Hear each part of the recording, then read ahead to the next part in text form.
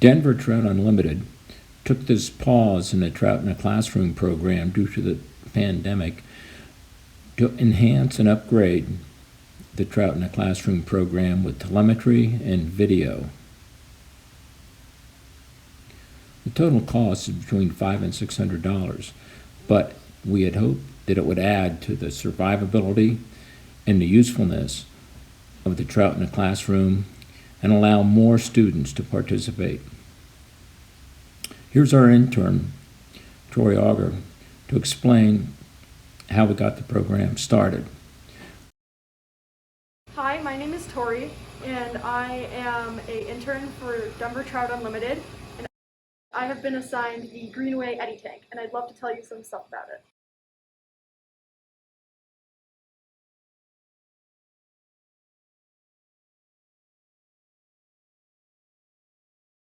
Once upon a time, there were two princes who loved the same river, the Denver South Platte.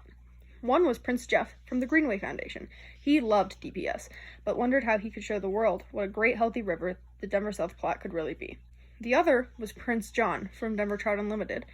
He wondered how he could help more kids experience trout in the classroom, and also help the young trout survive.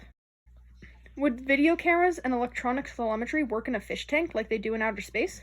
Could the answer come from SpaceX and the space program? The two princes had worked together quite successfully in the past. Maybe they could do it again. Prince Jeff built a 100-gallon cold water aquarium, which he called the Eddy, for his new office next to the Denver South Platte. He was hoping to showcase what a healthy Denver South Platte would look like. Prince John suggested that the Eddy could also be used to test out and demonstrate upgraded equipment for the Trout in the Classroom projects in Colorado and the nation. And so that's what they did. Prince Jeff supplied the tank, and Prince John supplied the cameras and electronic temperature and water chemistry telemetry. That's a mouthful. With their extensive contacts, they brought the Colorado Parks and Wildlife Hatchery Division as a new nearby source for trout eggs. Intern Tori, that's me, and a tank tech, Keith, were put on staff.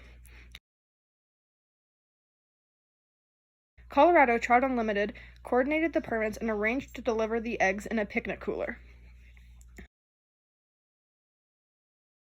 Another Jeff from Colorado Trout Unlimited put in a call to the Colorado Parks and Wildlife Crystal River Hatchery for 400 rainbow trout eggs.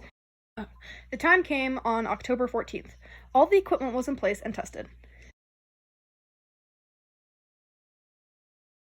Yet another Jeff from the Denver Trout Unlimited accepted the eggs from Messenger Jeff, with a G, who handed them to me, intern Tori. I carefully let them slowly fall into the hatching basket, attached to the side of the Eddy tank of Prince Jeff of Greenway. So many Jeffs. This is what happened next. Day 0. Fresh, cold, bubbling water gently washed over the eggs, moving them slightly as it would in a real stream eddy. Day 4. Dark spots started developing on some of the eggs. These would be the eyes of the baby trout, which are called alevum. By day 14, some of the eggs started to hatch. The princes were ecstatic. Right from the beginning, some fish were more active than others. Some just hung back with the unhatched eggs. Even after hatching, the trout carried their lunches in what was left of their orange egg sac. Over the next 2 weeks, they would learn to find food in the water around them.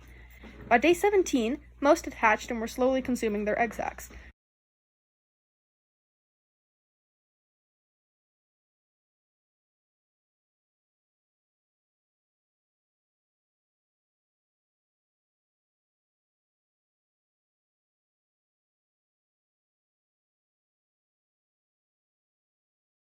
By day 22, they were starting to move freely around the egg basket, and some had even escaped out over the top of the basket in search of microscopic food in the tank.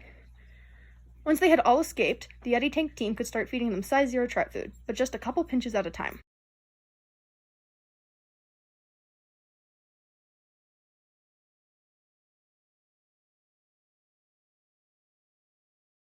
By day 26, they were becoming very active.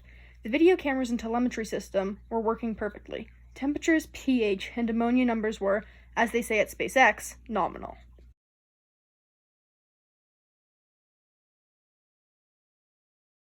Ask your Trout in the Classroom teacher why those numbers are so important. By day 34, all the trout had launched themselves out of the basket. Their egg sacs were gone, and they'd learned to eat the size 0 food. On day 40, the Eddy Tank team tried to set up an automatic feeder. It's important to keep the trout fed during periods when classes are not in session, either because of long vacations or emergency shutdowns. It is critical to not overfeed them. Uneaten food, just like at home, can cause big problems.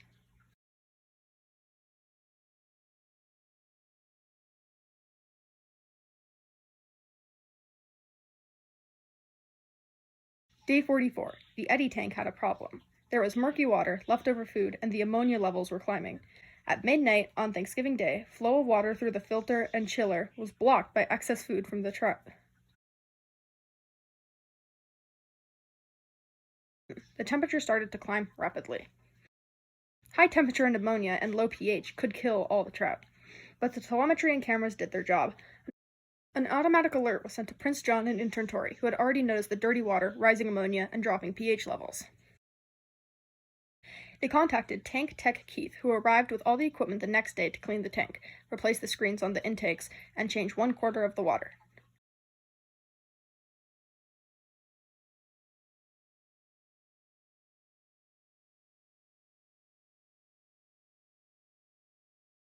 The tank started to clear up, the temperature dropped, the pH and ammonia levels started to stabilize, and the Eddy Tank trout were saved. The young rainbow trout were once again living happily.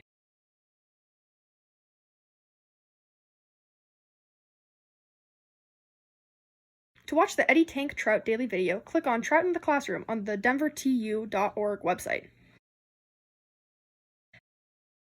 Classroom teachers can request access to the WISE panning cameras and the C9 telemetry by sending a request to me at tic-intern@denvertu.org.